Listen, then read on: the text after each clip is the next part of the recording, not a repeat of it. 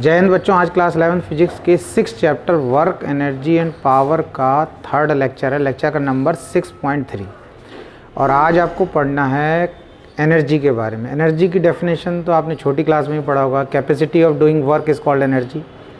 अगर आप में काम करने की कैपेसिटी है तो हम बोलेंगे आप में एनर्जी है, और आप में काम करने की कैपेसिटी नहीं है तो हम क्या बोलते हैं, एनर्जी नहीं है।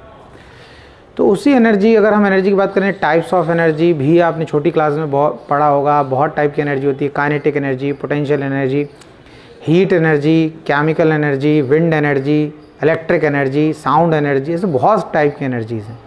लेकिन आपको 6 चैप्टर में 11th क्लास में ये सारी नहीं पढ़नी है, आपको सिर्फ और सिर्फ पढ़ना है एक, यानी कि मैकेनिकल एनर्जी को आपको पढ़ना है।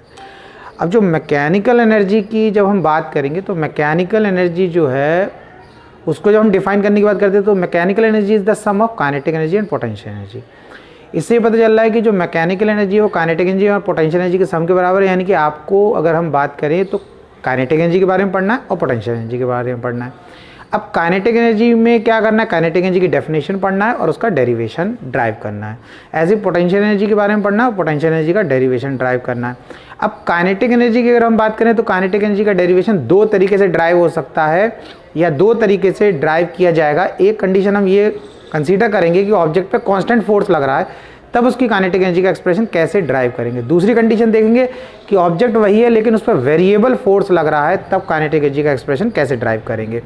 दोनों तरीके से एग्जाम में पूछा जाता है। कांस्टेंट फोर्स लग रहा है तब काइनेटिक एनर्जी का एक्सप्रेशन कैसे ड्राइव किया जाएगा, और वेरिएबल फोर्स लग रहा है तब काइनेटिक एनर्जी का एक्सप्रेशन कैसे ड्राइव किया जाएगा। जैसे आपसे बोला जाएगा उसी तरीके से आपको करना है। वेरिएबल फोर्स का केस है तब उसके अकॉर्डिंग करना है, और कांस्टेंट फोर्स का केस है तो उसके अकॉर्डिंग करना है। और आपको कुछ नहीं दे रखा है तो आप दोनों में से कोई भी मेथड को फॉलो करके आप काइनेटिक एनर्जी का एक्सप्रेशन ड्राइव कर सकते हैं। काइनेटिक एनर्जी का जब एक्सप्रेशन आप ड्राइव करेंगे तो चाहे वो वेरिएबल फोर्स का केस हो चाहे वो कांस्टेंट फोर्स का केस हो, दोनों में ही एक ही जैसा एक्सप्रेशन आएगा। ऐसा नहीं कि वेरिएबल फोर्स में कोई अलग एक्सप्रेशन आ गया या कांस्टेंट फोर्स के केस में कोई अलग एक्सप्रेशन आ गया। काइनेटिक एनर्जी का एक्सप्रेशन होता है हाफ mv²। m ऑब्जेक्ट का मास होता है, v उस ऑब्जेक्ट की वेलोसिटी होती है। तो काइनेटिक एनर्जी का एक्सप्रेशन हाफ mv²। तो इसी डेरिवेशन को देखते हैं कि जब ऑब्जेक्ट पर कांस्टेंट फोर्स लगेगा तो हम ये डेरिवेशन कैसे ड्राइव करेंगे। तो चलते हैं अपनी क्लास में और वहाँ स्टार्ट करते हैं काइनेटिक एनर्जी का एक्सप्रेशन। तो बच्चों, आपको मैकेनिकल एनर्जी पढ़ना है। तो मैकेनिकल एनर्जी की अगर हम बात करें तो मैकेनिकल एनर्जी की अलग अलग डेफिनेशंस आपको मिलेंगी। तो हम ये बोल सकते हैं mechanical energy is the sum of kinetic and potential energy.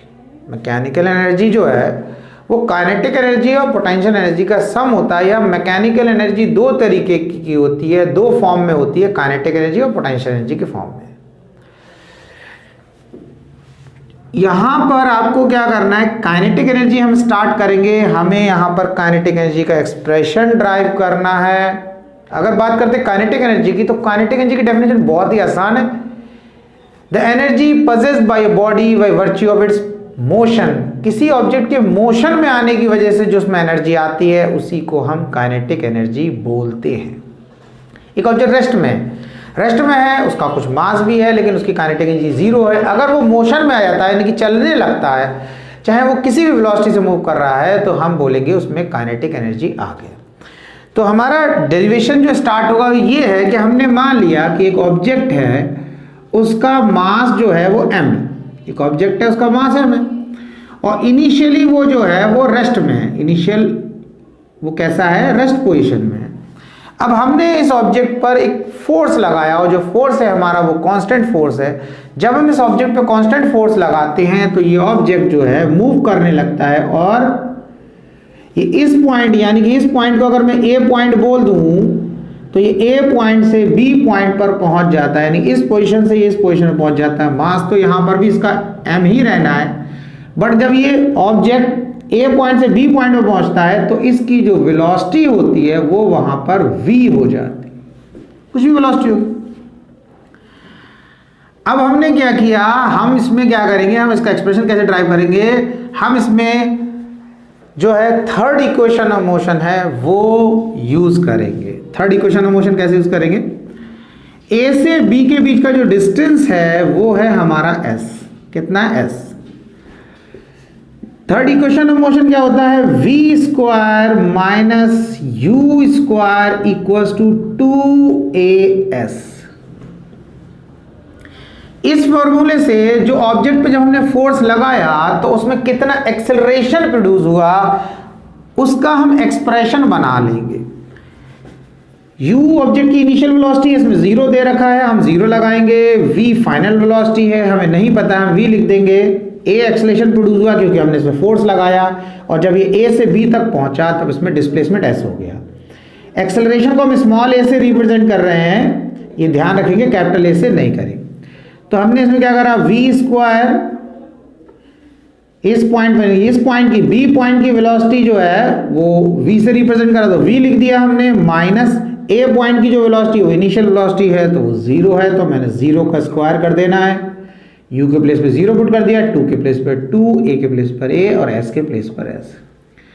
तो 2as equals to v square, तो a equals to v square upon 2s। ये एक्सेलरेशन हमारा आ गया। अब हमें समझना है कि इतना एक्सेलरेशन हो रहा है जब हमने ऑब्जेक्ट पर फोर्स लगाया। तो अगर हम वर्क डन के फॉर्मूले की बात करें तो वर्क डन का फॉर्मूला क्या होता है? वर्क डन का फॉर्मूला होता है फोर्स इनटू डिस्प्लेसमेंट। भाई आपने किसी ऑब्जेक्ट पे फोर्स लगाया, आपने इस ऑब्जेक्ट पे फोर्स लगाया, उस पर डिस्प्लेसमेंट हो गया, तो फोर्स लगाया उसी डायरेक्शन में डिस्प्लेसमेंट, तो वर्क डन तो हो रहा है नहीं। अब हमने क्या किया? W इक्वल्स टू फोर्स के प्लेस पे लिख सकते हैं मास इनटू एक्सेलरेशन। F जो होता है m इनटू a के बराबर होता है, और S डिस्प्लेसमेंट है। S को आप स्पीड नहीं समझना है, डिस्प्लेसमेंट है, ठीक है। कई बार लगता है अरे यार S क्यों लिख दिया, इसकी जगह D लिख देते। बस बच्चों यही समझना, यहाँ अपनी चॉइस नहीं चलने वाली। अब हमें सोच रहे हैं डिस्प्लेसमेंट है, D ज़्यादा अच्छा लगेगा, वो नहीं, आपको S ही पुट करना है। वहाँ पर बात समझ में आ रहा है कि जो लेटर स्पेसिफाइड है वैसे ही लिखना है आपको। हर बच्चा अपनी इंटरेस्ट के अकॉर्डिंग लेटर चेंज नहीं कर सकता। अब S के प्लेस पर लिख दिया हमने S, तो W इक्वल्स टू m।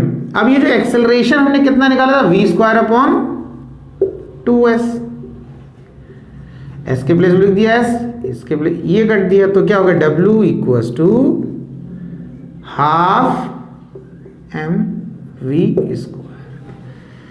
ये वर्क डन आ गया हाफ mv स्क्वायर। तो इसके बाद आप एक स्टेटमेंट लिखेंगे। क्या स्टेटमेंट लिखेंगे? यहां पर एक स्टेटमेंट लिखेंगे, this work done will appear in a body in the form of kinetic energy. ये जो आपने वर्क डन करा वो उस ऑब्जेक्ट में काइनेटिक एनर्जी की फॉर्म में दिखेगा, और आप इस W को रिप्लेस करके फिर यहां पर लिख देंगे ke। क्या लिख देंगे? ke। यानी कि W को रिप्लेस करके ke कैसे लिखा? हमने स्टेटमेंट दिया, हमने कहा हमने ऑब्जेक्ट पे वर्क डन किया, वो वर्क डन ऑब्जेक्ट में किस फॉर्म में दिखेगा? काइनेटिक एनर्जी के फॉर्म में। तो क्या हो गया? Half mv square. ये आ गया हाफ mv स्क्वायर। ये चीज इतना क्लियर हो गया। तो बहुत ही सिंपल सा डेरिवेशन था, बहुत ही आसान सा था। एक बार आप लिख के प्रैक्टिस करेंगे तो बहुत ही आसानी से आपको समझ में आ जाएगा।